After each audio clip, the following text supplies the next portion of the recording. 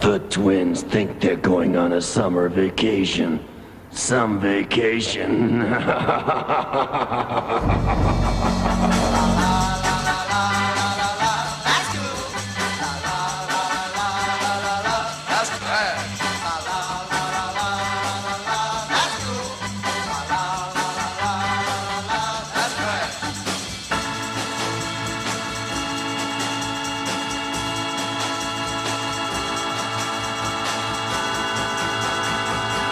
That's trash.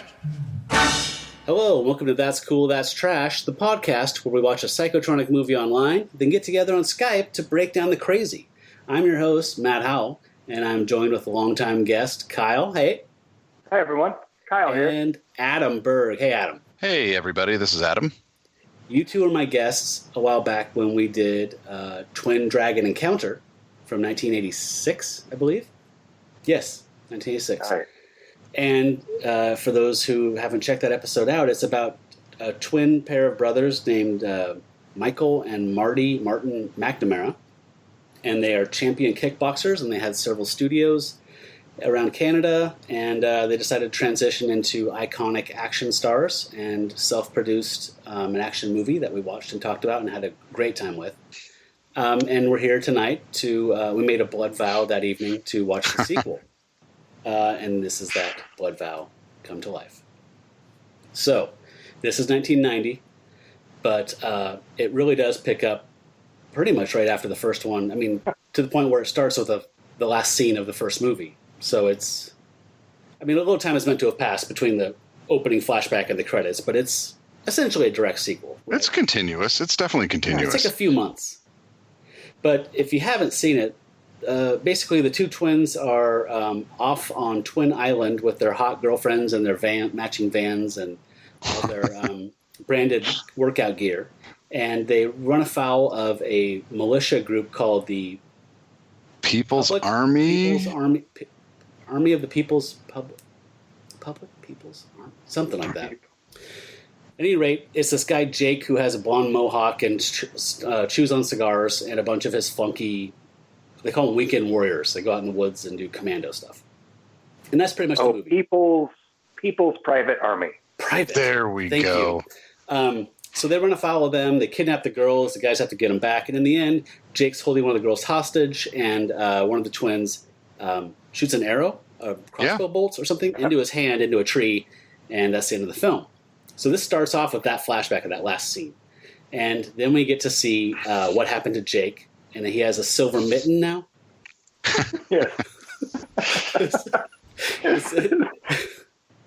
It's meant to be like a pewter hand or something like that he can karate chop. Why did he not karate chop through a table or anything? That's the first fucking thing I would have done with that. I'm just shocked. Sorry, I just realized that. That's like, it seemed like all those, the shitty like Kmart versions of G.I. Joes, like where they have like a karate kung fu. You pull their arm up and a spring makes them chop down. Why would they? These guys are trying to go for that. They showed him playing with like toy army men and getting really frustrated that he couldn't pick them up. I don't know if that helps you at all, but yeah, he's still working on that same cigar. So he has, much like between the first Die Hard and the third Die Hard, there's been a plan, a master vengeance plan, cooked up by someone to, plotting and scheming over years or whatever to get this perfect. But I think Die Hard with a Vengeance was a little better done. Jeremy Irons. You guys remember that one, right? Oh, yeah, definitely. The helicopter at the end. Yep. Yeah. Wasn't he like...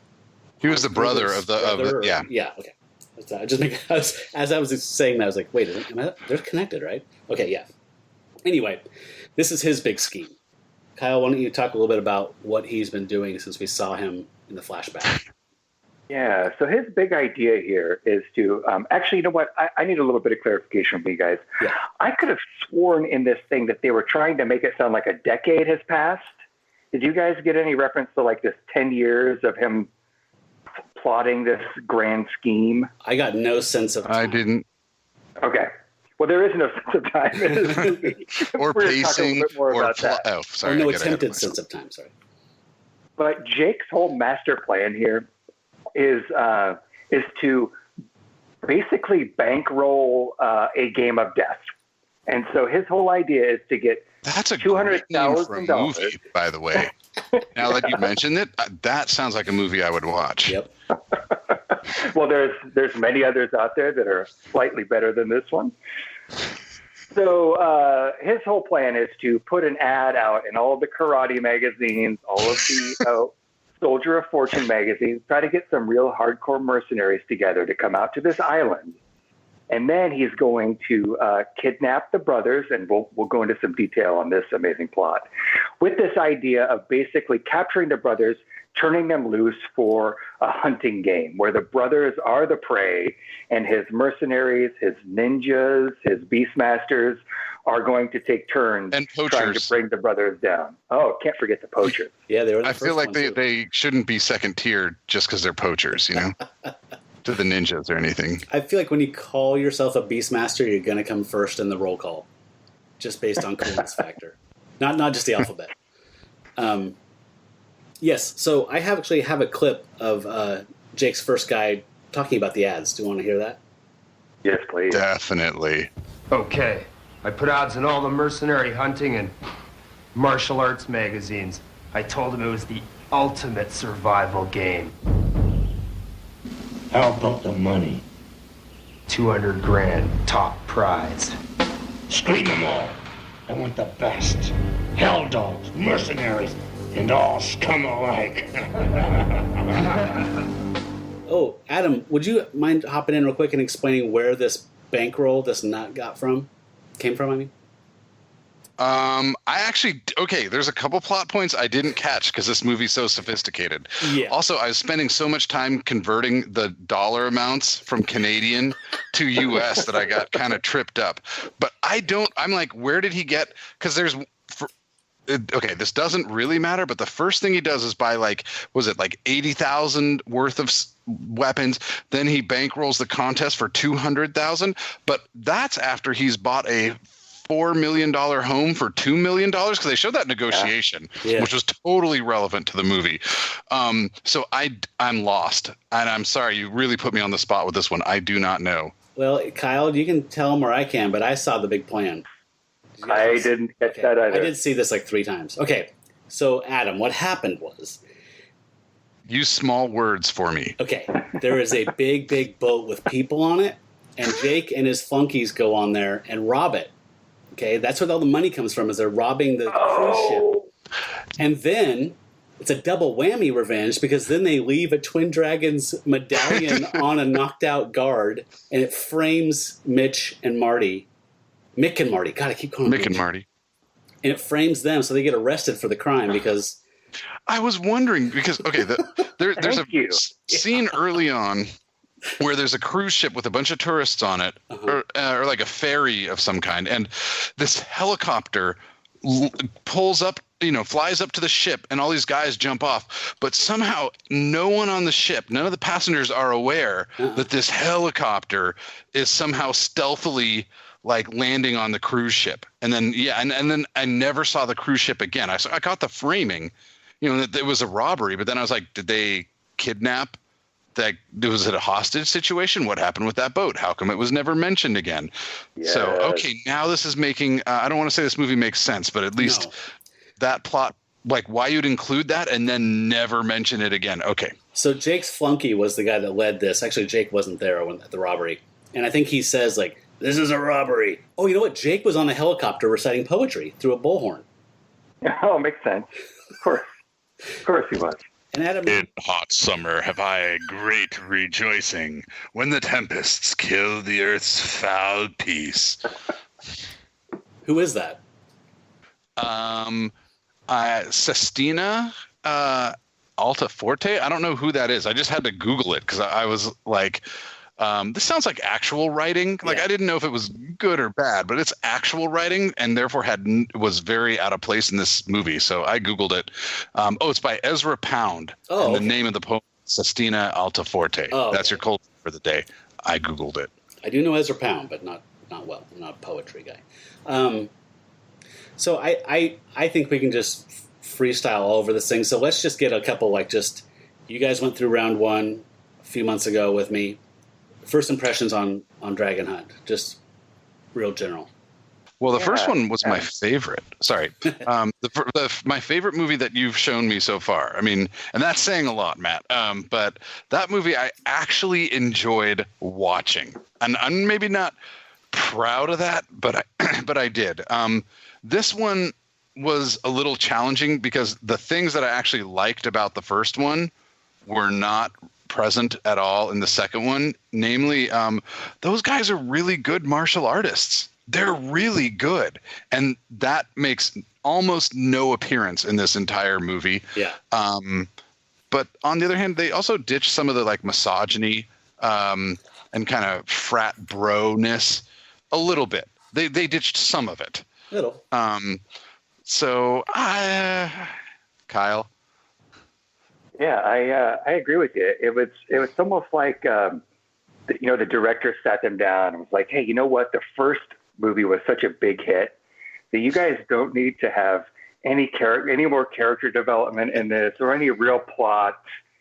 Actually, and this is a little bit grand, but remember all the things that you loved about First Blood, and then you saw Rambo. That's what I was. And you were like, how are these two things connected? Like the first one actually was trying to make a plot and have some character development. The second one, they're like, let's just kill a bunch of people. We've already established this guy. Let's just go for it. Yep. I'm with you exactly. Obviously you're being hyperbolic when you say that the first one was like First Blood, because First Blood's a brilliant movie in my opinion. But that one had like a little bit of heart and a little bit of character in it, and you kind of connected with it. Whereas when they brought John Rambo back, he was just there to do action things and kill people, and it felt like. My first impression when I watched Dragon Hunt the first time, like the first 10, 15 minutes in, was like, I feel like these two guys got kicked in the head by a mule between the two films. Like, whatever that, he just wasn't the same after. It's still him. It's still Marty, but it's not Marty.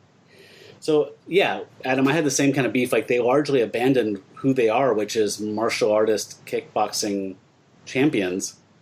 And like the charm to me of like the first one was like all the kind of BS, like putting a net down to capture the dudes or tying them to a tree or whatever. This time they're just straight up fucking murdering people.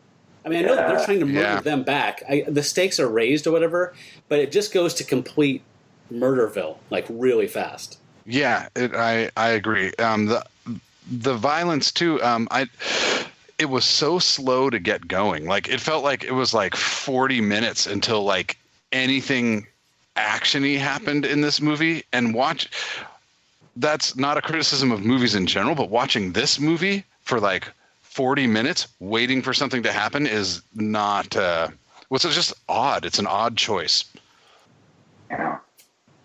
Okay. So a couple things, Kyle, I don't mean to cut you off there, but one of the things that we really got off on the first one was how into their brand and how into creating these iconic characters they were into, right? They had branded everything. They had the poster of themselves up at their island cabin, all that jazz.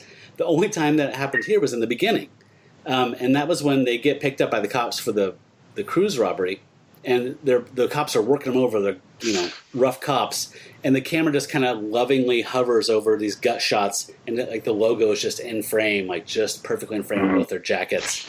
Oh, here we go again, but it didn't really stick with it.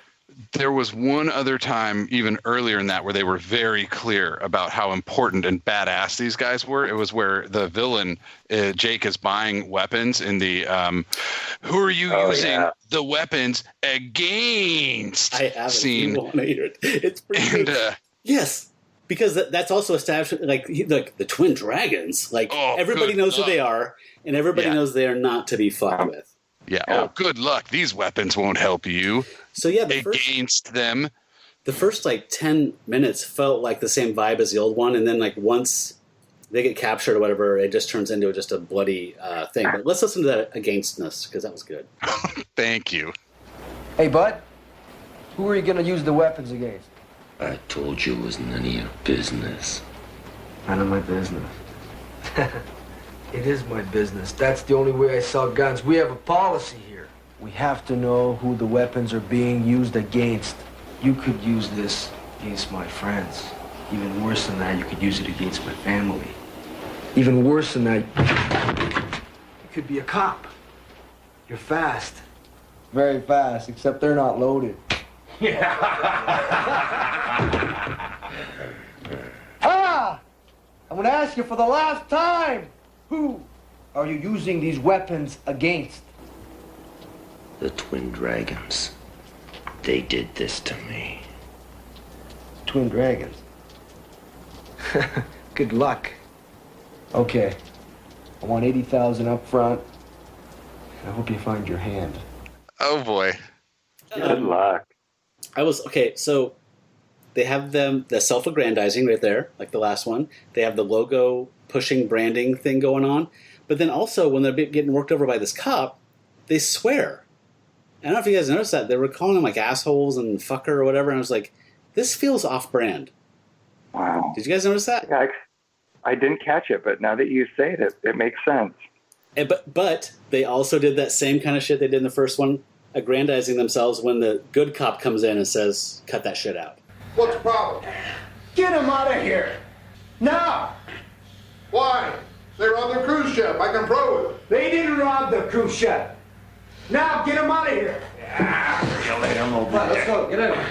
No, wait a minute. I want to talk with you. What'd you let him go for? Because 10 years ago, these guys saved my ass. They're friends of mine. I don't care if they're friends of yours. I've got proof that can put them there. Screw your proof. Your problem is you got a personal vendetta against them, and you're not thinking like a cop anymore. Your personal feelings are getting in the way. Well, if you feel like that, why don't you take me out the cage? You know something? You're not. That's where your 10 years came from.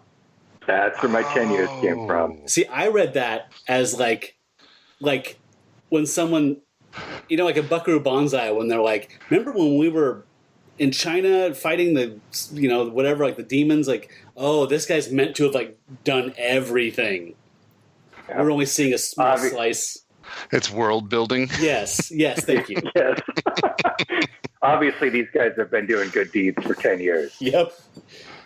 Before they became murderers. And it's also interesting, like all of the character establishment in this recap, or like, getting started, going out to their island fantasy camp, just made them look like assholes. Yeah. Like the highlight reel was just them being dicks. Pouring beer on the women, like using their, tying up their swimsuit top, trying to get them to jump up out of the water and show their boobs. Again, I maintain that's less misogyny than in the first movie. Less misogyny. So I got so weirded out at one point when I was watching this that I pulled up the two films on YouTube, the first and the second side by side, because I was pretty sure that shot of the van going down the highway and then the camera pulls up and shows Pointe Baril, and I was sure that was the same shot. It wasn't. It was a second shot. And I also thought a shot when they are first at the island before trouble rises and they strip down to their bikini bottoms and they dive in together in twin-like fashion. I swear that was the first one and it wasn't. Wow. Well, maybe they thought they could do it better the second time around. Maybe they did. Now that I'm thinking about this misogyny thing, Adam, I don't think you're right. Because look at the female characters we have. We find out very quickly that one of the women that was with Jake's men on the robbery is one of the twins' girlfriends. Right? Oh, yeah. Yep. And spoiler alert. Oh, I'm not even going to say it, lest your listeners... Yeah, never mind. We can reveal that later. But and so they drug the twins. That's how Jake gets them. Is these girls are plants that put dope in their wine after they have their dinner, and I'm assuming they're amazing sex with these guys. They have a glass of wine by the fire and go into a comatic sleep and wake up in a cage. Yeah. Stakes are raised, gentlemen. Stakes are raised. But the first movie had a lot more. I was going to say double entendres, but they're not even like entendres. Just straight up like, I'm hard. It's like there were just tons of those comments like throughout the movie, and I don't know. It just seemed weird. Like with the two brothers and their girlfriends both in this one room cabin. Like, I don't know. It just seemed more relationship weird, maybe, at the expense of the women. Perhaps unhealthy. Yeah. Perhaps unhealthy. There was a little bit of fireplace rub down action with these two cats and their ladies in this scene. Yeah.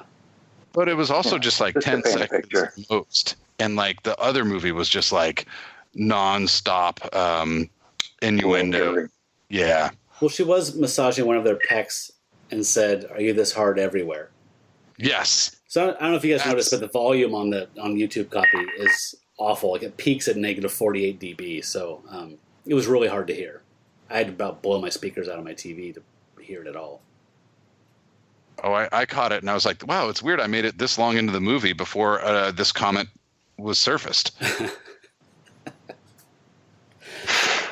So in many ways, this is really Jake's movie, I think.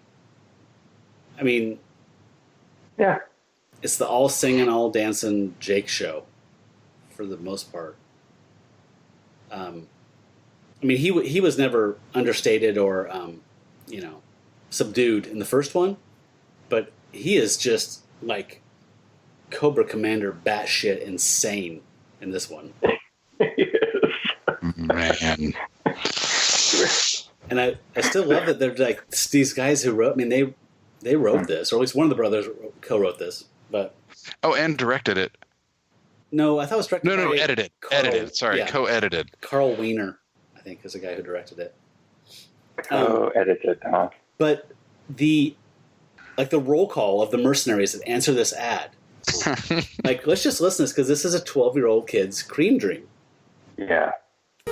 First, we have the Beastmaster with his Bouvier, a dog with 800 pounds per square inch of bite. This canine is a hellhound. It'll tear him to pieces. I have earned a mindless mountain of a man, too stupid to be hurt. But he can hurt others.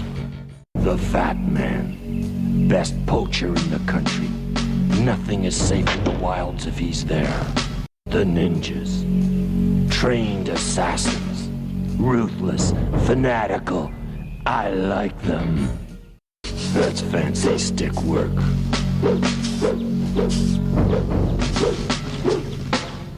Block this. I can't wait to see them dice the twins up into little pieces. Oh yes, then there's my crazies. The Red Skull of Death, the Master Ninja. A ballet from hell.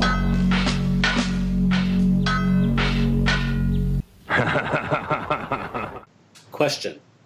That guy before the Red Skull of Death, which we need to circle back to, does he say my son? Or does he say my second? Like his second in command? It's the guy with the soul patch. I think it was second. Okay. I couldn't understand what he was saying. I tried several times and turned it up on my headphones and stuff. What was his specialty, the soul patch guy? Just being second in command? He's just Jake's. He's a little Jake. Okay. But I really did expect him to introduce Serpentor or Destro at the end of that thing. The way that was going. It was a pretty good cast. Master of the swamp. Okay, someone else, just to give me another point of reference, can someone else describe this terrifying dog that the Beastmaster unleashed on the twins? It looked like a standard poodle that rolled in some dirt and ran through a sheep shearing shed. I thought giant poodle. Standard. I was like, yeah. Yeah, it looked like a standard poodle with a fur coat on. And it would run, and its ears would flop up and down. It looked really friendly, and it just didn't seem threatening. So I watched the credits, and it said Bouvier provided by. So it's like Marge Bouvier, like in The Simpsons. It's that French name. It's a breed of dog. I've never heard of it before. Huh? Yeah. Trained to attack the mitt on the arm. Yeah, trained to. Yeah, if you can make a quick mitt, you're fine. He really just wants the mitt. He doesn't want to hurt anybody. And what's the fat guy's? I know he's a poacher, or the best poacher. The fat man? Yeah, or the poacher. Are those different people? Oh, no, I think he is the master poacher. Oh, okay. Yeah, so he's fat, and he has one crossbow bolt, apparently. Yeah. He's really good at it. No, because he misses. I know.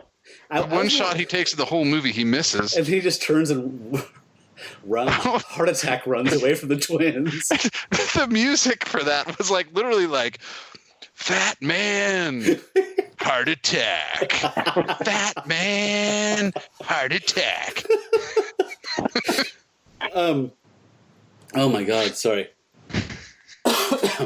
You made me forget what I was going to say. Oh, the guy that we don't really talk about enough, or I didn't think about enough, was Ern. I'm assuming that's short for Ernie. He's too dumb to feel pain, but not too dumb to inflict pain. And he looked to me like Louis C.K. Ralph Mouth from Happy Days after getting like gamma rays. Yeah. He had like that dumb kind of hat and curly red hair. Didn't quite get him. Yeah, his I think it's Vern, and Vern's supposed to be that big, strong idiot, right? Who like the head slapping, the too strong for his own good. This I felt really embarrassed for Vern in this. I felt embarrassed to see him on the screen slapping his head.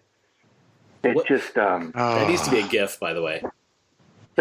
His rage head slapping. I'm going to make a GIF out of that and put it out with the episode. It felt really exploitative. But at least he felt more threatening than the poacher, like who again was like a morbidly obese guy who had one bolt for his crossbow and just like I don't even know why he was in this movie at all. Whereas that guy, I'm like, okay, I know what they were trying to do. Yeah, and Beastmaster made sense, right? He had a vicious dog, and he looked like a freaking professional wrestler, and fought that way when they actually fight him at the end of the movie, because they kill his dog right away, right? And then in the end, he's one of the last barricades. There's a lot of level bosses in this, by the way. But a lot of level bosses. Like he does straight up wrestling moves on that. You guys? Yeah. Does he? Is he also the guy with the chain? Yes. Yeah. Like whipping the chain around. Okay. Yeah, and he has the big mullet. It's not even a mullet. Big mullet. He's just got and the ripped up shirt. Yeah, he's pretty. He's a Beastmaster. He's a Beastmaster. Yeah. That might have been the best casting in the movie. Yeah. He gets all the Beastmaster parts. That guy. Oh, so you know what? I was really disappointed in the Red Skull of Death.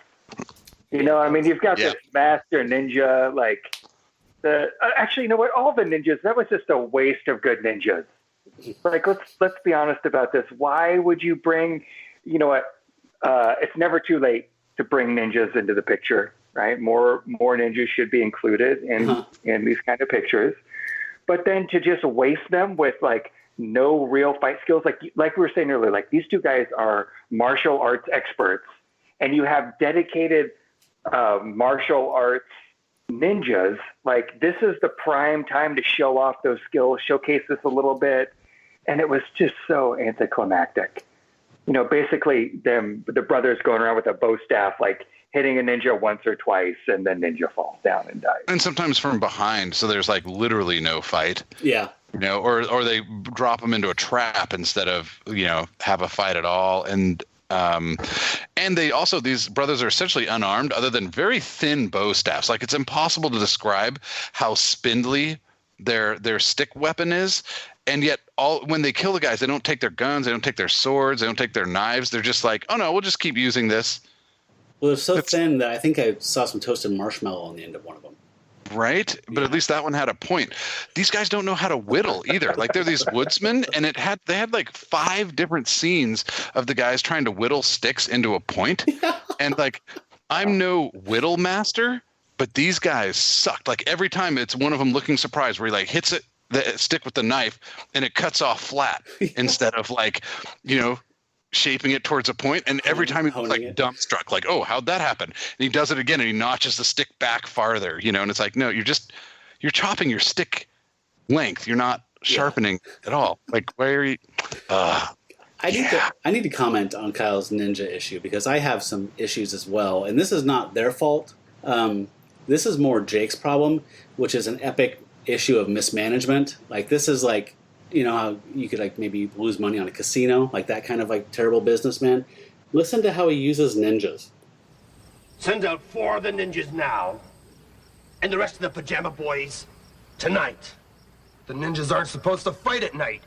We'll give them flashlights. Ninjas aren't supposed to fight at night? What the fuck have I been thinking the last 35 years? Disrespectful to ninjas. Why are they wearing black?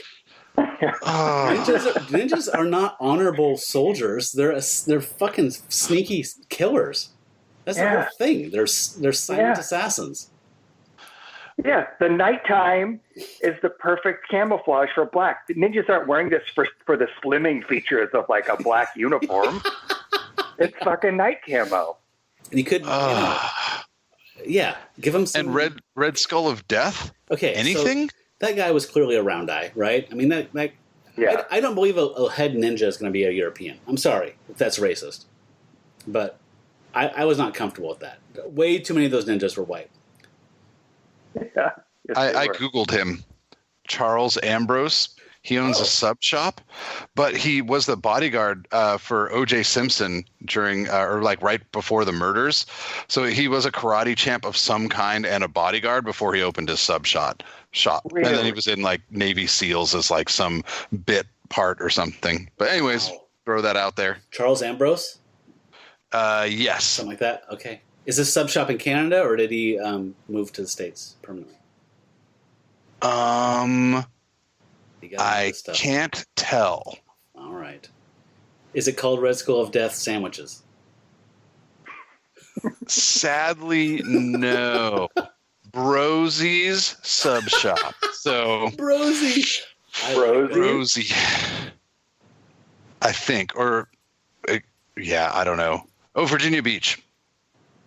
Okay.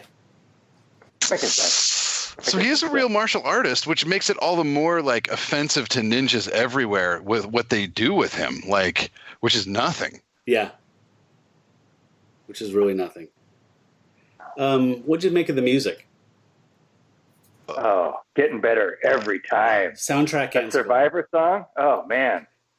Yeah, that was from the first one. It's just like, oh, God. You know, I don't know where they got it. They made good use of it over and over again. Well, they got it from Billy Butt. We talked about Billy the first time. Oh, Billy that's Butts. right. All right. Is that the one that says like "Weekend Warrior"? Da, da, da, da. That song.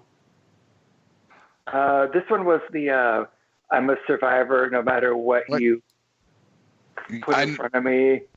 Adam, you got this? Yeah, it'll make me stronger or something. Oh, yeah. I know the one you're talking about. Oh boy!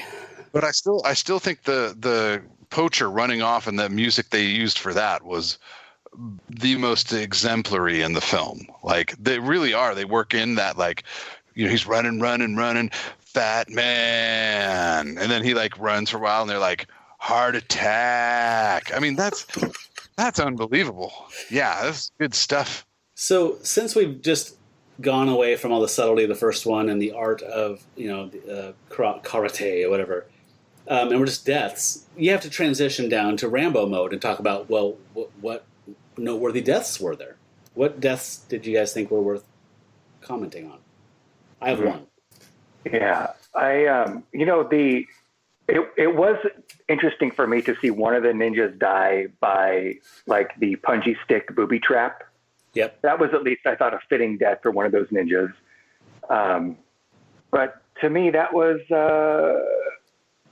pretty much it. And Beastmaster too. Okay. But that was please go on. Yeah, that was one I wanted to mention, was like they fight the Beastmaster with a chain, and then like one of them does like a roundhouse kick or something like that, and they kick him into a tree, and there's a branch out of his chest, and he's dead. Which I immediately went, branch through the heart, and you're to blame. I don't know. I like that one. Red Skull was pretty interesting too, I have to say. Which one was Red Skull? Was Red Skull the one that caught on fire? Yes. Yeah, oh yes, you're right. Burning down. But he wasn't anywhere near the flame. He was like 8 feet away from the nearest lick of a flame when he, caught on fire. It was kind of odd. Hot Ontario nights, my friend. What's gonna happen? And that fight was so weird. He's just like waving two like sword-like objects around, and as the twin dragons like deliberately hit the sword-like objects with their sticks, and then nothing happens. And I don't know, it was super weird. What a waste. I felt as the film went on, it just continually fell apart, like entropy. It devolves to them running with the prize money and like a machine gun. First of all, it's like seeing Batman with a gun. Like the twins running, one of them had an M16 and a briefcase full of Canadian dollars. Like, I was like, something's wrong. Yeah, and then it locks them out of the whole martial arts, which is the only thing worth, any of the attention. Yeah, that was an unfortunate decision. Also, that game of death, unless that's copyrighted, then forget I said that. What's the deal with the capture the flag thing? What's the flag? Thank you for bringing that up. Kyle, go. Yeah, I was tripping out on that too. Okay, God, I totally forgot about this aspect of it. If you haven't watched this movie yet, there is an aspect of this hunt which includes capture the flag as a key element to the brothers' survival. So Jake is basically setting this up for them to say, we're going to run you through this gauntlet of death, but if you are able to capture the flag before we kill you, I guess we'll let you go. I mean, it's never really part of his plan, but is that what he says? Or like, yes, and I have a clip actually that supports this. But I thought, Kyle, when he said that, I thought he was speaking like metaphorically, like you run this gauntlet, like you capture the flag is essentially seeing the sunrise or something. You go free. But it was, and then at the end, I saw a flag. I was like, holy shit, he was talking about capture the flag. Yeah. It's pretty funny. But I think it's in this one. This also has a trigger warning. This has a little homophobia in it as well. Never mind. Uncle Jake will sing you a lullaby. Rock-a-bye, ladies. Wakey, wakey.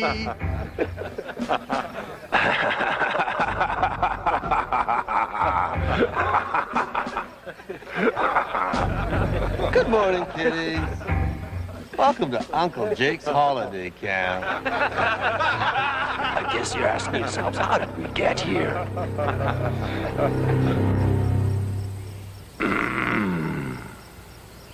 Naughty, naughty. What are you going to do with us, Jake? Step right up, ladies and ladies, to the greatest show on earth. Cut this shit. We know we're the star attraction. You're right. The twin faggots. Mickey and Minnie McNamara.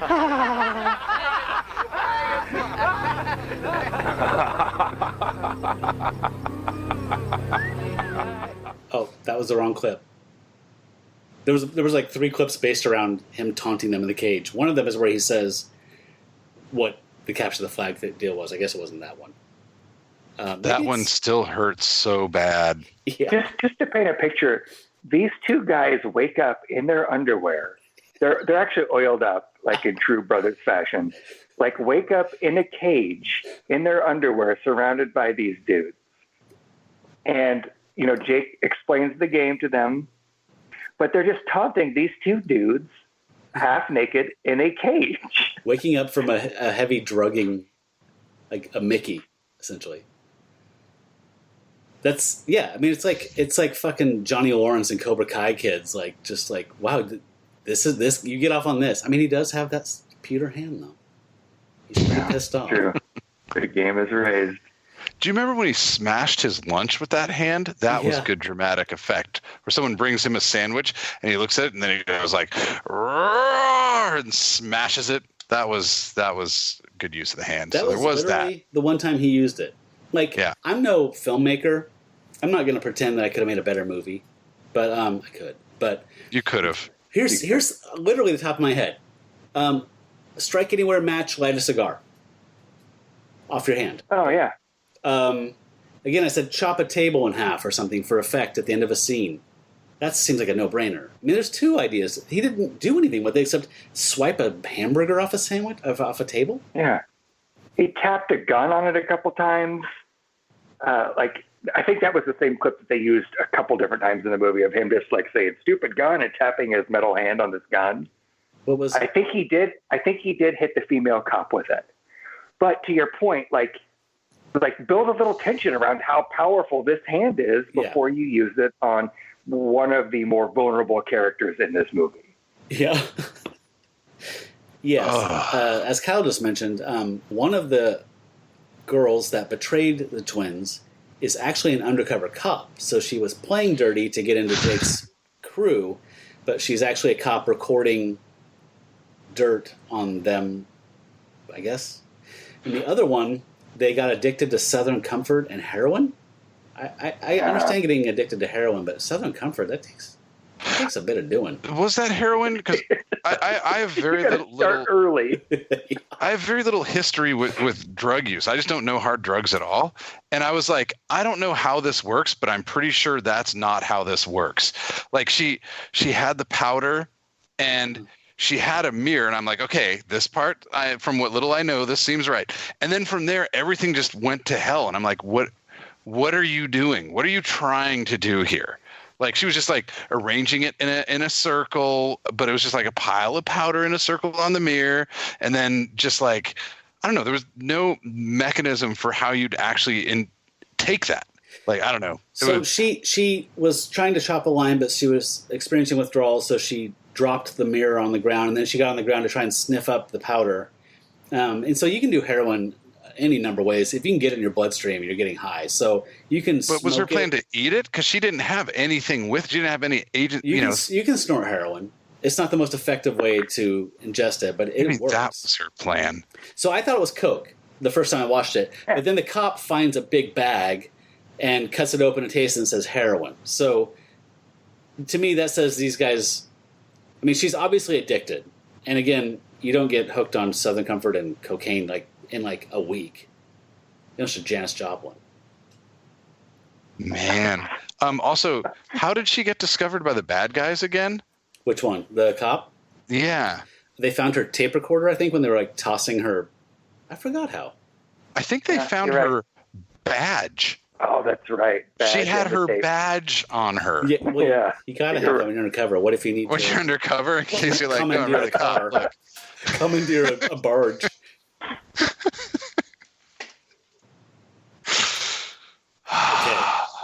I really loved this little detail to show just how desperate she was when she's trying to chop up that line, and then she dumps it on the floor, and she gets down on the floor to sniff it up, and next to her is like a giant baggie. Yes. Like, she just needed to reach over and get more of the heroin. She didn't need to really get deep and desperate. Oh, sorry, Kyle. But I'm glad, we all don't have money to throw around on heroin like that. So funny to me. You're showing cocaine, right? You got the bindle, you got the line, you got the powder, you got the mirror. See, I was confused at first because there's the reveal that the two girlfriends are traitors, or whatever, and then... Which, by the way, was one of the opening scenes of the movie. Yeah. Because they're on the boat. Yeah, but... Yes, you're right. But I thought there was like a little bit of ambiguity when like they're going out to Twin Island, and it's like...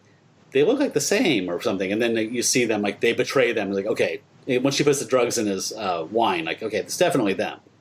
But my point was that the brunette goes into a shed, which is like her sleeping shed or something, and she has this shit hidden. I was like, these guys don't seem like real prudes. I bet you could just openly store your cocaine around these guys. But it's like, oh, she's stealing their dope, I think. Do they also traffic in drugs? Oh, I think that makes more sense. I think they got her. I hate when people make me do all this work. I think they got her hooked to control her, and then she started stealing the dope that they were using as cash for weapons or whatever they were doing. You're probably right, but you're also probably creating things that the authors of this movie didn't go through the trouble of creating. Like, that storyline seems much more plausible, but I don't think they thought it through that much. Yeah. Like, there's like, and now she's going to find some drugs, and then she's going to drop some, and then she's going to, it's, I don't know. They're just. Can we talk a bit about Jake's singing? Yeah, it happens all a lot. Talk about. I would love to hear some. Yeah, I'd love to hear some clips. Do you have any examples of us? Yeah, I do. For us. We start off though. So I like that he mixes it up with traditional public domain bits, and then he throws in some copyrighted newer material. It's more, contemporary. So he's an artist. He's an artist, and he does some great work. So here's an example. Adam mentioned this. This is when he's playing with army figures to kind of work out his strategy, how he's going to attack these guys, and he's playing with toys, basically. Dun, dun, dun, dun, dun, dun, dun. Everybody was kung fu fighting. The fists were fast as lightning. Your lunch, sir. Get it out of here! I tried really hard to parse that last bit. Is there something we're supposed to know from the first film that why he doesn't like hamburgers? Or no. So Adam, did you know of a? Did you?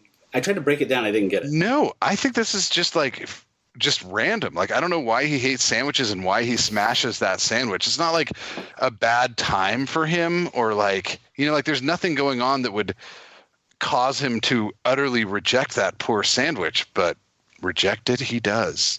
No context. I've never had a pretty girl bring me a burger or a sandwich and not been happy about it, no matter how pissy I am that day. Well, notice she didn't stick around because she never appeared in the movie ever again. No. I think so. They probably that kind of rejection is really hard. Yeah. So we know from that poem that you quoted, that Ezra Pound, that Jake is a learned man of letters.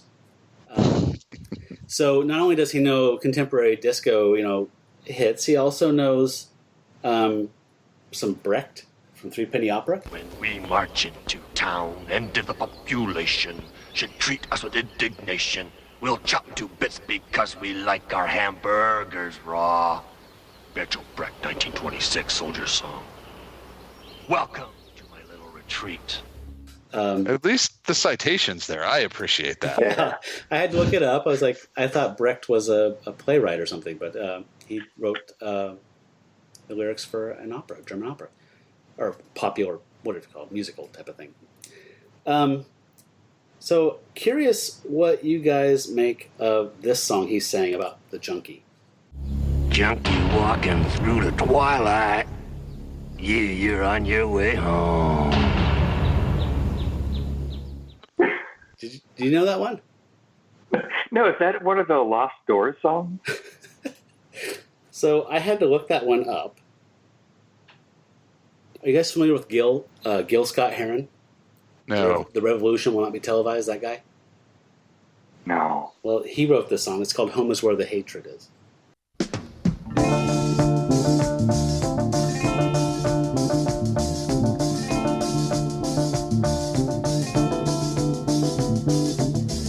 A junkie walking through the twilight. I'm on my way home. So that's that. Wow. I have a lot more respect for Jake. So do I. And what's weird is that I guess that the guy that played him was actually a singer, and because of that, singing that song, they actually did some work together that I found. Really? Yeah, you want to hear it? Yeah. No.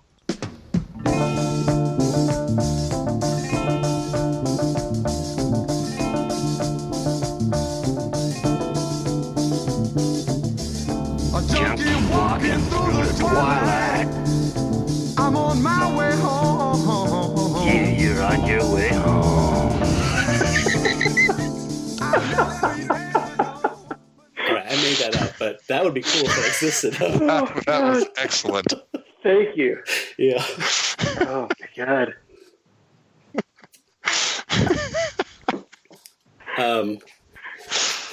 I recommend you check out Gil Scott Heron. Anyone who's listening, he's awesome. Don't let Jake's cover of his material turn you off. Yeah, those lyrics are really good. I mean, I just Googled it now, and yeah, this is clever. Yeah, he's great. One of the things that I really respect from Jake is the fact that he's just such a patient man. He really set this game up to play itself out. And, there were so many opportunities for him to jump in there with all of that heavy artillery, the $80,000 in weaponry. But, he wanted to really make this a challenge, limiting the game to primitive weapons and, really letting this thing play out. And I think that's a real testament to, the real kind of sickness that Jake carries with him. His hatred for the dragons is so deep, but yet his respect of the game is just as deep. Yeah. So you gotta give him props for that. And I don't think Jake would admit it, but I think he's one of those guys. He's like Morrissey. It's like when he really hates you, it becomes a level of love. Like deep down, he loves you. It's a hatred level that I think it's like that. Yeah, this is like a Joker-style scenario for the Batman. Joker-Batman relationship. Like you have to have that level of hate to be this committed. Yep. And, Jake just laughs danger in the face. You drop a stick of dynamite in front of Jake, everybody else scatters. Not Jake. He's like, hey, this must have come from the 7 dwarves, right? Not just a single dwarf, Blasty, but any one of the 7. He doesn't care about those little things. He'll let the world blow up around him, and he'll be in the middle of that, comfortable in his craziness. Wow. There is kind of a, this might be sacrilegious, but there's kind of like a Heath Ledger's Joker kind of like balls out, I don't give a shit, it's all about me and you thing. Yeah. You taught me the phrase shacting, which I'd never heard before. Yeah. Can you just give a brief overview, since others may not have heard that either? Sure. It's when someone is not a trained actor and they're not really sure how to act when they're acting, so they just shout all their lines. It's very common in B movies. I can't do this over an audio podcast, but what these actors do is they're like eyebrow acting, like they bracting. Yeah, I guess, or browding. I don't know. They're just like raise and lower, and then they make their eyes wide and narrow, and that's how they convey whatever it is they're trying to convey. Yeah, no, you're totally. It's wait, whoa! Those weren't real emotions. This was not a documentary, Kyle. God damn it! No, I agree with you. It's like Jake wandered off the set of Altman's Popeye, like he was one of Bluto's buddies. He's like, oh, you guys are filming a movie over here too. I guess I'm in this now. Ha, ha, ha, ha, ha, ha. Was that Altman? Who directed Popeye? Yes. Okay. It sounded wrong when I said it. Still don't think I'm right. There's something that I do want to talk about. I think it's really interesting how heavily they relied on like shots of feet in this movie, and just like shots of like feet running or feet moving or hands moving, like really trying to convey like some sort of motion and action of this, but they kept using the same trope over and over and over again. So like I had no idea what was happening, but people were obviously in motion, and then soon there'd be feet, somebody else's feet, another set of feet, and then the camera would jump out again, and then you see 2 people in a new location. It happened over and over and over and over and over and over and over again. So it was so goddamn disoriented. Please comment. No, I was just going to say this movie is like 90 minutes essentially, and the first half I thought was pretty watchable, and then the second half just evolves into these, combat, whatever, these just level bosses and this kind of shit, and it would have been, in my opinion, completely unwatchable if it weren't for that. The editing was actually pretty good. Like, especially in the fight scenes and stuff, it's pretty fast. And so, if nothing else, you don't feel the passage of time. So it doesn't feel like a painfully long movie. I mean, there's times where I want to tap out and say, all right, I need to turn this off for a while and go walk the dog or whatever. But I just made a note that the editing is actually at least frenetic enough, but not chaotic, to convey dynamism and motion and a feeling of energy, even if it wasn't what they were capturing wasn't well done, or editing wasn't well done. Particularly, I don't know. I did notice that, particularly in like the later fight scenes, like it's obvious like where they spent their time on like choreographing some of these fights, because as they got into the higher level bosses, like you actually saw some of the like the martial arts that Adam was referring to earlier. Yeah. And like they took their time to like set the camera in the right place so that it looked like the dude got kicked in the face. You know, or maybe they actually just kicked their buddy in the face. I'm not entirely sure, but either way, the trick. No, I agree. It was frustrating because they obviously spent time, and there were set pieces, right? Is that what we call them? And where they did make an effort and choreograph pretty well. And then there was just some where they're like, fuck it, I'll just garrote them. Like they were garroting dudes. Garroting? Garroting. How do you say the verb? Garrot? I don't know. Is it garrote? Is the choking thing, right? So is it garroting? I don't know. You guys know what I mean. Strangling. Like there you go. When you pull the spy pulls cord around the neck out of their watch and they. Oh yeah. That's garroting. I don't even know how you say it now. It's sounding weirder the more I say it. I know how to spell it. You know, actually, another big plus for me in this is that they actually invested in some sort of like pyrotechnics, right? Like there was real explosions in this thing, and I actually. Flame, yes, the guy caught on fire. I also really appreciated how they crashed that helicopter and had it blow up. Like that to me was actually was pretty goddamn entertaining.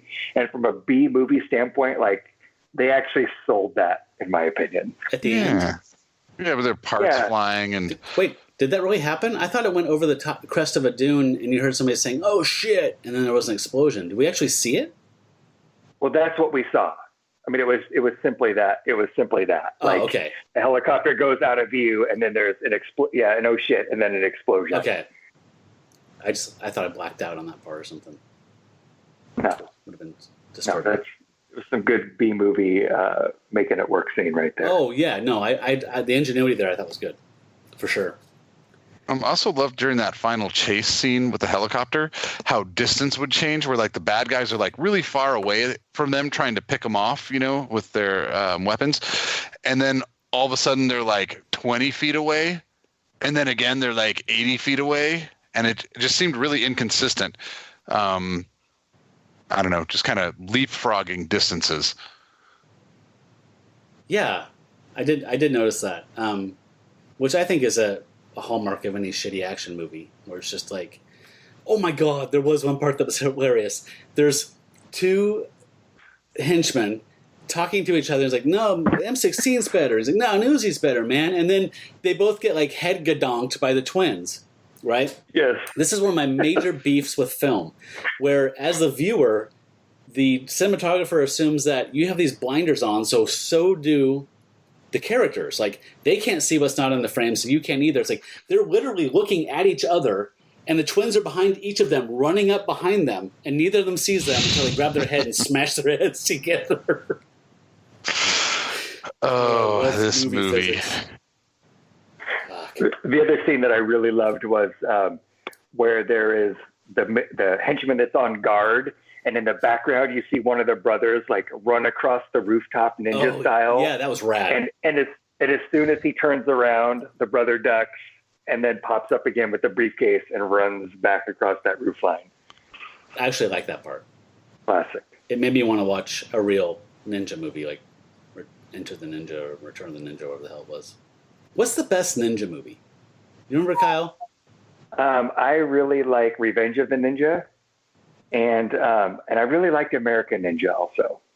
Whoa! And that one had who was that guy? I can picture. Super blue-eyed dude, blue-eyed white Dudikoff. Michael Dudikoff. Yeah. And Revenge of the Ninja was Shokatsugi. Yeah, that's like the gold standard of 80s ninja movies, right? Yep. For me. What was the one with the woman in it that always looked like it was weird? Like the Dominion? Like she's possessed by a dead ninja and she becomes a ninja? I gotta check this out. No idea. Something like Ninja 4, the Dominion? I don't know. I always wanted to see it, and I remember people saying it was weird when I was a kid, like in 84. Best ninja movie? That's a great question. Because when I was a kid, like, they were omnipresent in the mid-'80s, early mid-'80s, but like I never really got to see those. Like, my parents let me rent Bruce Lee movies, but I never got to watch ninja movies. I don't know why, but they wouldn't rent them. So I mostly know the cover art and the names of like Shokasugi and whatever, and the names of some of the noteworthy titles, but I don't really know any. If anybody out there who is listening wants to recommend what ninja movies I need to see, you can tell me on Twitter at @that's_trash. I'd love to hear some recommendations. #ninja. #ninja movie. Yes, please. #never too late for ninjas. Right. It's Ninja Spring. Yeah, so Wasted Ninjas, Wasted Beastmaster, Wasted Poacher. Yeah. As often happens in these bad movies, even though I'll make an effort on a rewatch, remember the final 10 minutes. Your brain kind of retreats to a safe spot where you kind of curl up fetal position in your skull. So, I remember now. The lady. Grenade launcher. Ahead, yes. Yep. Right? They have the fight on top of the sand dune next to the flag. The capture the flag is where they have the final fight. And Jake doesn't fare very well. Okay. Yeah. But you know what? I did think it was really interesting that the brothers actually made, relinquished control of this final scene and actually made the woman the hero in this thing. Like, I was totally surprised by that. I did not see that coming at all. No. Yeah, it's so the opposite of the kind of egocentrism of their movies, where they're like, we're going to share this with someone. After pouring beer on your tits, I appreciate you bringing a grenade launcher and blowing up my arch enemy. Yeah. And I believe it was the heroin addict actually came to the rescue, right? The female cop got shot. Yep. Is that right? Correct. Okay. Yeah, and I like that. Very surprised. One of the twins got shot in the leg and still managed to do some kicking. Lots of kicking. Yeah. Also, after two of the four characters get shot, and then the very end of the movie is that it appears the guys and the girls have ironed through that whole "oh, you drugged me and sold me to Jake" kind of thing, and they're walking off together into the sunset. You did some things wrong. I did some things wrong. Can we just move on? We're all gonna get laid. Yeah. Yeah, this should have ended with a Kenny Loggins song. It would have been a lot better. Is there anything else you want to share about this? It's a pretty slim little picture. Yeah. Yet much more convoluted than its predecessor, which had a really straightforward plot. The guys go camping and bad guys threaten them and kidnap the women. They have to go rescue the women. That's the movie, right? And then this one was like, there's a cruise ship stolen. I didn't really get why, but now I do, I guess. And then it goes from here to there, and then they get sold out by their women. But one of them's an undercover cop, which is kind of like a subplot, which they shouldn't have ever tried to do a subplot. And yeah, I don't know. Yeah, they barely had a handle on the plot. I think introducing a subplot like that was a little more than you could chew. Yeah, and the MacGuffin was capture the flag. I mean, this, I don't know, man. Yeah. I could have used more vans. I could have used more custom vans. Yeah. I really could have. It really felt like they were trying to ankle whatever the first movie was and move into a more brutal, more whatever genre, and I think it didn't suit them. And they weren't. I mean, they're not characters because they can't act, but they weren't even like characters in air quotes like in this movie. Like they had like 6 lines or something. I mean, it felt like they just ran around the woods killing people. Yeah. And again, not to harp on this, but seeing one of them run with a machine gun it really felt corrupted to me. Like whatever they did, I don't know. Yeah, second that. I totally agree. And the shooting in the back and the stabbing people in the back. And yeah. By the way, I was going through a box of stuff and I found something from Renee's from before we were married that said dolphin encounter. So I put it in thinking it was some kind of cool kung fu movie. It was just her swimming with a dolphin in Mexico. Oh, how disappointing. So don't let the encounter thing fool you. They're not all that great. That's a true story.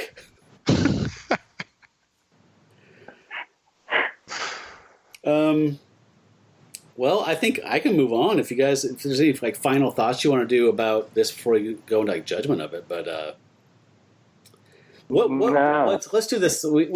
we'll probably get to this in the judgment. So let's just talk about the good. What worked for you in it? What made it entertaining? What worked? Okay, there was obviously like an enhanced. This director was a lot more experienced than the first director. Mm-hmm. But it was the same guy. There was no. Seriously? Yeah. It was absolutely the same guy. This felt like night and day to me. He grew up, I guess. You said Charlie Wiener? Is that right? Something Wiener, yeah. Okay, I'll verify. Okay. And will you see if he's done anything else too? I'm just kind of curious. It's like, because this felt like a step up in production to me all the way around. Yes. But they scrapped like the plot line, and I honestly believe like they had some sort of pre-production meeting where they were like, where somebody convinced them that like these characters are huge already. Like you don't need to do any more development. You can make the leap from your first film into the second film and jump right into just killing dudes. Yep. Oh, I was wrong. It's a different director. Yeah, I would totally. Oh. Yeah. I would be very shocked if it was the same guy. It would be a major change in style. So Kyle, I agree with you, by the way. I was thinking about this quite a bit. Like, this seemed like a conscious decision. This seemed like they probably shot the first one in 85. It was released in summer of 86. I feel like in between that and when this was filmed in 89 and released in 90, like Commando, you know what I mean? Like Cobra, like you can just list all of these movies that came out in that interim. And it's like, this was a conscious decision. They were saying, like, either you're saying, like, they already know you're kickboxing gods, all right? We don't need to dwell on that anymore. Let's elevate you to the next level, and the next level at that time was Schwarzenegger and Stallone killing people. So I think that was a conscious decision. I just don't think it was a good one. I don't know. Adam, what worked for you? Very little worked for me in this movie. Like, I can't think of a single thing other than occasionally they'd break out some like a nice martial art move, and that probably happened like 2 or 3 times in this hour-and-a-half movie. Which the guys really are talented, and it just even that didn't come through. So I'm sorry, I can't list a single thing. Okay, that's fair. I mentioned before I thought that the editing and some of the action sequences helped it kind of move and feel dynamic, which made me not want to kill myself. Although once they hit the sand dunes, sand pit, whatever it's called, it bogged down real fast again. Because they were trying to work it. They wanted to work that. That was the big finish, and it felt flat. And it felt like one of those things where it's like, in our heads, this is Apocalypse Now. But unfortunately, just putting a camera in front of it and thinking about Apocalypse Now doesn't make it Apocalypse Now. Did you see that shot where they were running down a sand dune into like this low area below it, and then they run around there for like 10, 20 seconds, and then it shows them running up the same bank that they just ran down in the previous shot? Yeah. Oh, crazy like a fox, Adam. There was also like these completely obscure camera angles that were like there was this interesting lens distortion where like people were like moving into the camera lens and moving into frame in all these bizarre ways. I even saw that once with the Beastmaster fight with the chain coming down, like trying to like take advantage of the lens and the proximity of the camera, and it was funky. Yeah, there was some funky. Jake, like leaning over the camera multiple times. There was a lot of like shooting up in this film too, like both for Jake, and he'd be in and out of frame. Same thing with the brothers too, probably, trying to make them seem grander than they are. Yeah. It was kind of shot like a fever dream that they would have during Twin Dragon Encounter. That just got cut for time. All right, so since we've covered that, let's go into final judgment and talk about if this is cool or if this is trash. Okay. Adam, I'm pretty sure where you're going to land, but I want to hear it out of you. Yeah, this one's trash, despite its the original being the favorite movie that you've exposed me to. This one just didn't work in any way for me. Yeah. Fair enough. Kyle. I'm actually, a little concerned about talking any shit about this movie because I would not be surprised if I woke up one morning and there were 2 black vans parked out in the street in front of my house waiting to give me a solid beat down. But you know what? I'm going to go ahead and take a brave stance on this one and say this was garbage. This was a garbage movie. Yeah. The misogyny, the continued misogyny, the just straight up murder of these people. It was hard to watch. Yeah. And and wasted ninjas. You wasted your ninjas. Really? That's the cardinal sin. Yeah, to anyone our age, I think that is a egregious sin. Mismanagement of assets and resources. Where did you come in on this? I am, the first time I was watching it, I was like, okay, this is trashier, but like in a fun way. Like they're upping the stakes and everything's just, a sequel, right? More of everything, blah, blah, blah, But at the halfway point of the first viewing and on subsequent viewings, it's trash. I just didn't enjoy it. It felt, whatever I liked about the first one and whatever the charms were about the first one were jettisoned as soon as possible. It was like they almost just said, let's just be the guys from the first one for the first 10, 15 minutes to set it up. And then once we get to Murder Island, we can murder people. So they jettisoned the part that I liked most about them and changed course drastically. And there's no shortage of shitty Schwarzenegger and Stallone action movie ripoffs in the world at this time. Back then, right? In 1990. That was de rigueur. That was just every B movie was ripping that shit off because it was fucking huge box office stuff. So if you could trick somebody into renting it from the video store and thinking it's a different kind of movie or whatever, or an A-list movie, then you made some money. And it felt like they were cashing in. So to me, it's trash. Yeah. I was disappointed. And a gross ninja mismanagement. Ninjas aren't supposed to go out in the night. That's so when I from knew. here, do we that was watch? a turning point for me. That's when I knew. Sorry, what did you say? From here, are we going to watch the real Twin Dragons 2003? So, if I could find one, I would love to do that. It's supposedly not been released. There's a clip on their webpage, I think, and that is it. And if you read deeper, it's never been officially released. Well, that is society's loss. And speaking of their real-world oddness and troubles, the end of the credits also, this one noted that there was no support from the Canada Film Board or the Arts or whatever it was. Didn't they do that in the first one too? Yeah. I'm glad you mentioned that because I really loved how this one was like, that was the first line in the credits instead of the last line. So was it kind really? of an extra. Yeah. Yeah. First time that was the very last statement. This one, though, is coming right out. Double bird across the chest back to the Canadian film industry. So they're basically like the Grey Gardens of Canada kickboxing. Like they just live together. They've got this twisted, demented little world they live in. The Prime Minister's out to get them and the entire sport of kickboxing. Like it's not a healthy relationship. No. You get on a bubble. I will admit, though, even though I was disappointed with this one a bit, while it was on the second time, I was looking on like eBay and stuff and on their website to see if there was a shop, because I would have bought a Twin Dragons t-shirt or something, or a sticker or something, but they don't have any gear. That seems like a really short-sighted move on their part. For two brothers that are so into the Twin Dragon brand, like, come on. Yeah. Give the world what they're asking for. Yeah. Like 80,000 people watched this movie on YouTube. Seriously? That surprises the hell out of me. Are you serious? Yeah. Let me go back to it again to make sure that I didn't make that up. That sounds high.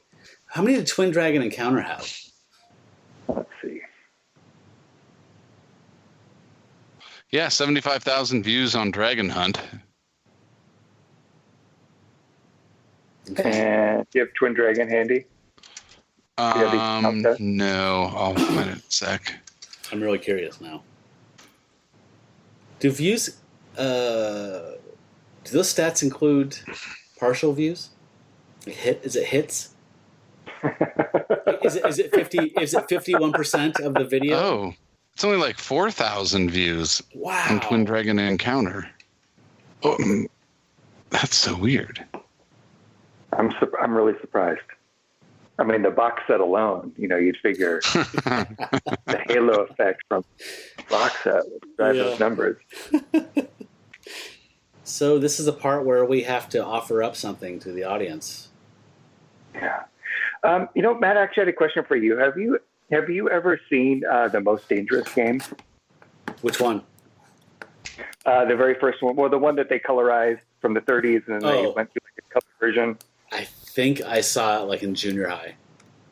Okay. It's been filmed several times, right? It seems like a theme that's I think so. I was trying to do a little research on this before because I realized like I've not seen it, but this is the basis, the core of like 3 or 4 different movies that I can think of right up front.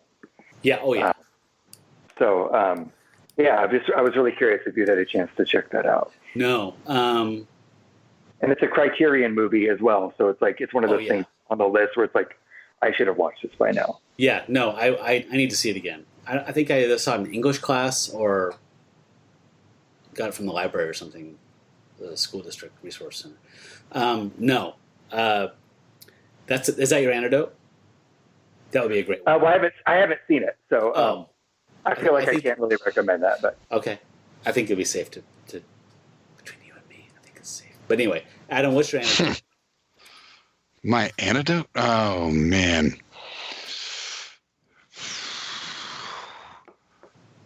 I'd say go back and watch the first one because I still really enjoyed it. I just really enjoyed that one. That's fair. Speaking of The Most Dangerous Game, Kyle, if someone out there enjoys shitty movies and is interested in, Kyle's artsy-fartsy Most Dangerous Game from the short story, the Criterion, but they want the middle ground between that and Dragon Hunt, Mystery Science Theater riffed a movie called Blood Hunt, which several films were rip-offs of The Most Dangerous Game. But Blood Hunt, I believe, had the professor, from Gilligan's Island in it. And it's about, a group of people that are out in a boat and shipwreck on a blah, blah, blah, crazy Craven the Hunter guy. So anyway, they riffed it. It's pretty hilarious, worth watching. So if you want the middle road between the art you're talking about and the shit we watched, the MST3K riff of Blood Hunt would be a good one. So, Adam, are you sticking with that? Sorry, sticking with what? With rewatching the first one as your I'm sticking with it. Okay. Have any of you seen The Running Man recently, like as an adult? Yes. Does The Running Man still hold up? Absolutely. For Susan and I forget which anniversary it was, we ended up taking a weekend out of town, and we watched The Running Man, and it was fantastic.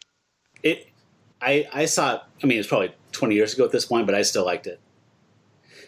The parts that were aged were really aged, but the parts that worked still worked. I guess if that makes sense. And I'm sorry, the episode I'm talking about is Bloodlust, not Blood Hunt. Bloodlust. Episode 607. Anyway. Okay. So, Kyle, did you land on an antidote, or are you... Oh, no, I think we're good. Okay. I'm in the kind of same position you are. I have one I'm going to recommend, but I haven't seen it all. So I got this from that... I mentioned this the last time we talked about the original film. What was it called? MovieTorture.com. It's since gone.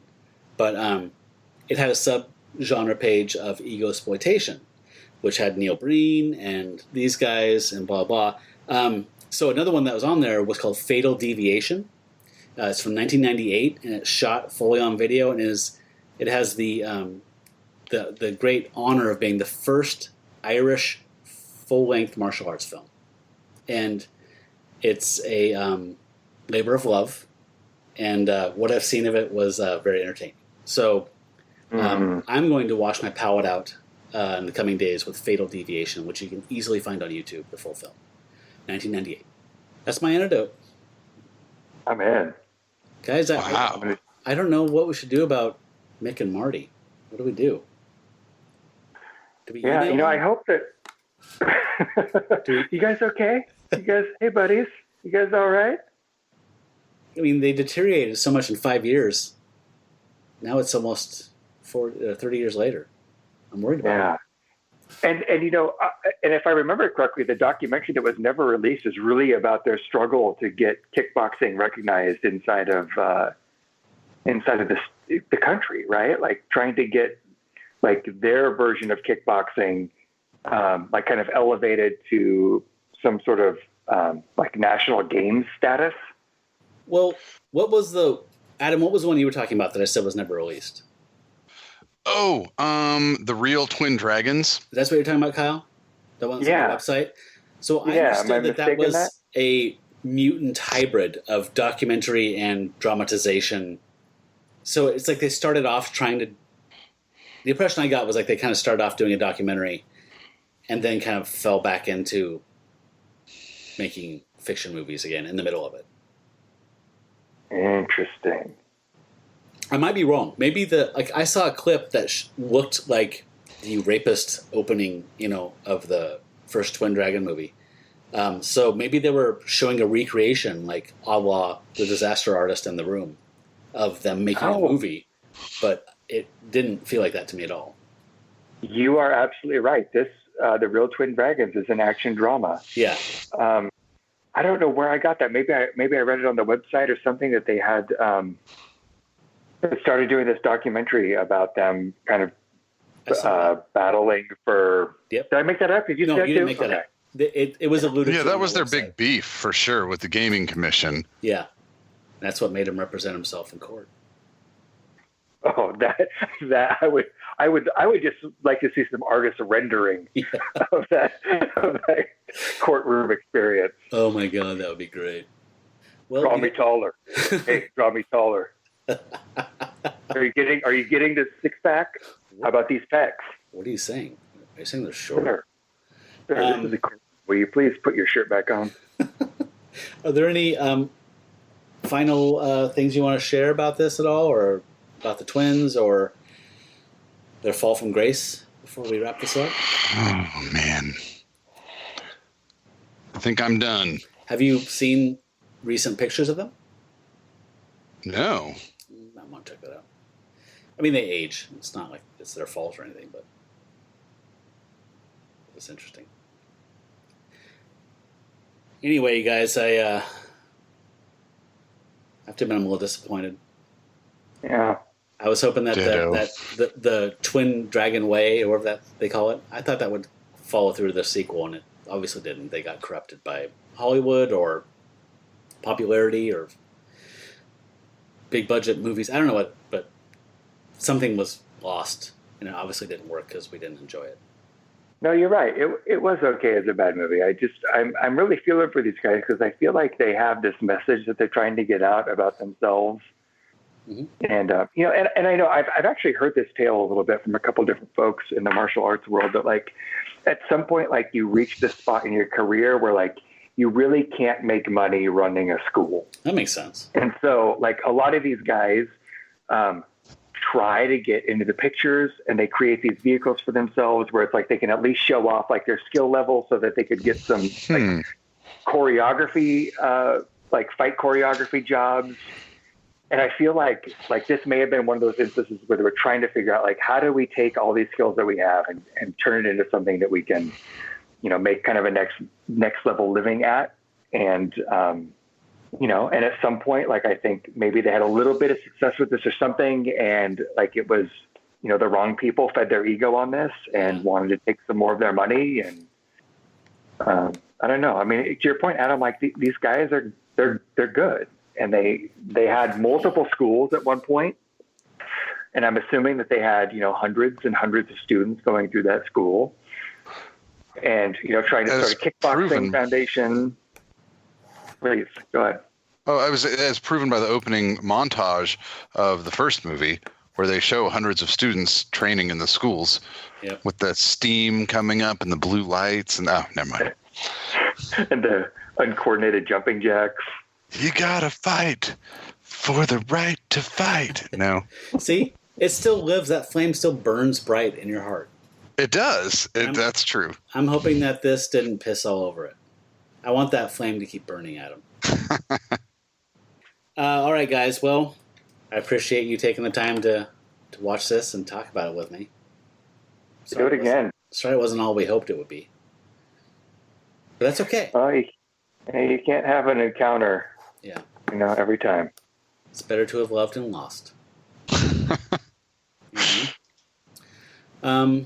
Okay, well, I think the next episode I will be talking to a mutual friend of Kyle's and mine, Matt Lowry, who's publishing the second volume of his amazingly good Dark Horse comic, Life Formed. It's a young adult graphic novel, and I think, Kyle, you were the guest with him last time. Yeah. We did a Christmas episode when we were promoting that, and Volume 2 is coming out next month, and I'm excited to read it and talk to him about it. Me too. I can't wait to catch that. Yeah, I'm still trying to find a good, bad alien invasion movie. I'm trying to do a thematic match of film to guest, so... Ooh, nice. Haven't quite found a match for that one yet, but that will be the next episode. So... You guys, thanks again for being on. I appreciate the time and the effort. And for That School, That's Trash, I've been Matt Howell, and you have been... I'm still Kyle. I'm still Adam. Thanks for having us, Matt. Thank you. Yeah, thanks. You folks out there, stay trashy.